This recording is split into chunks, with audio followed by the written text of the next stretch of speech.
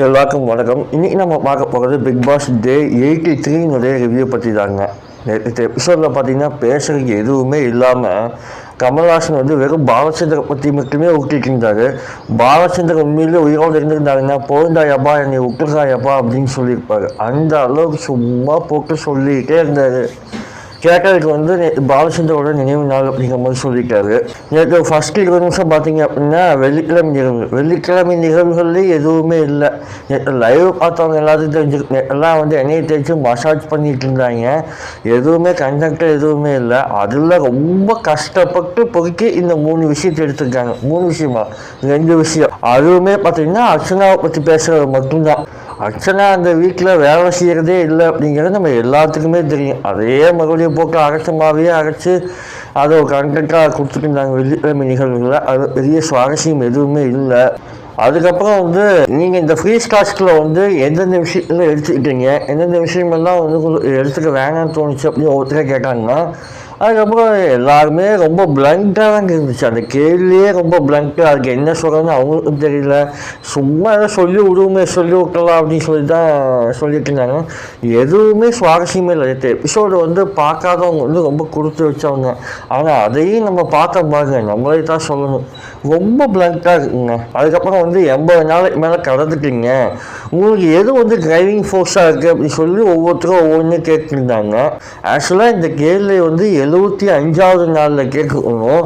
அப்போ கேட்காம இப்போ மறுபடியும் அப்போ கேட்காம விட்டோம்ல, சும்மா கேட்டு விடுவோம் அப்படிங்கிற மாதிரி தான் இருந்துச்சு. எல்லாத்தையும் கேட்டுட்டு இருக்கும்போது நம்மளுக்கு தெரியும், ஆரம்பிக்கும் போதே தெரியும் கமல்ஹாசன் மக்களை தான் கையம், அது என்னோட டிரைவிங் ஃபோர்ஸ் மக்கள் தான் அப்படின்னு சொல்லுவாங்க. நம்ம எல்லாத்துக்குமே தெரிஞ்சுது.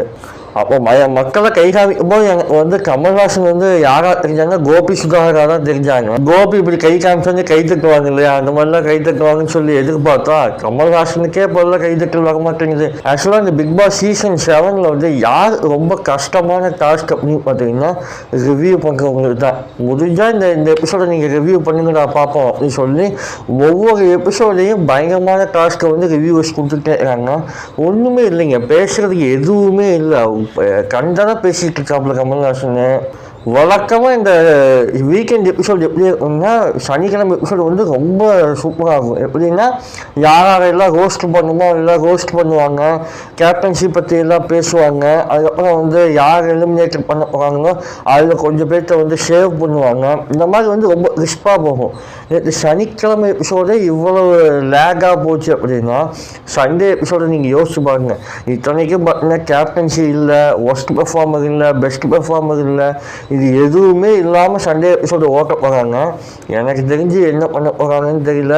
மறுபடியும் பாலச்சந்திர கூட நாகேஷ் சிவாஜி எல்லாம் சேர்த்துக்குவாங்கன்னு நினைக்கிறேன். எனக்கு தெரிஞ்சு வேஸ்ட்டுங்க. நேற்று எபிசோட்லாம் ரொம்ப வேஸ்ட்டு. அதுவும் கடைசி ஒரு 15 நிமிஷத்துக்கு முன்னாடியே கிளம்பி போயிட்டாரு கமல்ஹாசன். பார்த்தா ரவீனா அம்மா தேவையில்லாத ஒரு கண்டென்ட்டுக்காக உள்ளே ஊட்டிட்டு வந்தது. எதுக்கு ரவீனா அவங்க அம்மா ஊட்டிட்டு வந்தாங்கன்னே தெரியல வீக்கெண்ட் எபிசோடில். ஆனால் அதில் ஒரு கவனிக்க வேண்டிய விஷயம் என்னென்னா, ரவீனா அவங்க அந்த ஆங்கிள் பேசுனதை விட ரவீனா அவங்க அம்மா ரொம்ப குறைச்சலாக பேசினாங்க. ஒருவேளை சேனல்லேருந்தே சொல்லி அனுப்பிச்சி விட்டாங்கன்னு தெரியல, இதை பற்றி எதுவுமே பேச வேணாம், நீங்கள் நார்மலாக போய் பார்த்துட்டு மட்டும் வந்துருங்க அப்படிங்கிற மாதிரி சொன்னாங்களான்னு தெரியல. நம்ம எதை பற்றியுமே பெருசாக பேசிக்கவே இல்லை. இதில் முக்கியமாக இன்னொரு கவனிக்க வேண்டிய விஷயம் என்னென்னா, ஒரு பிரச்சனையை 3வது மனுஷங்க அணுகிறதுக்கும் அந்த பேரண்ட்டே அணுகிறதுக்கும் கொஞ்சம் வித்தியாசம் இருக்குது. அது மாதிரி தான் அவங்களும் அணுகுனாங்க.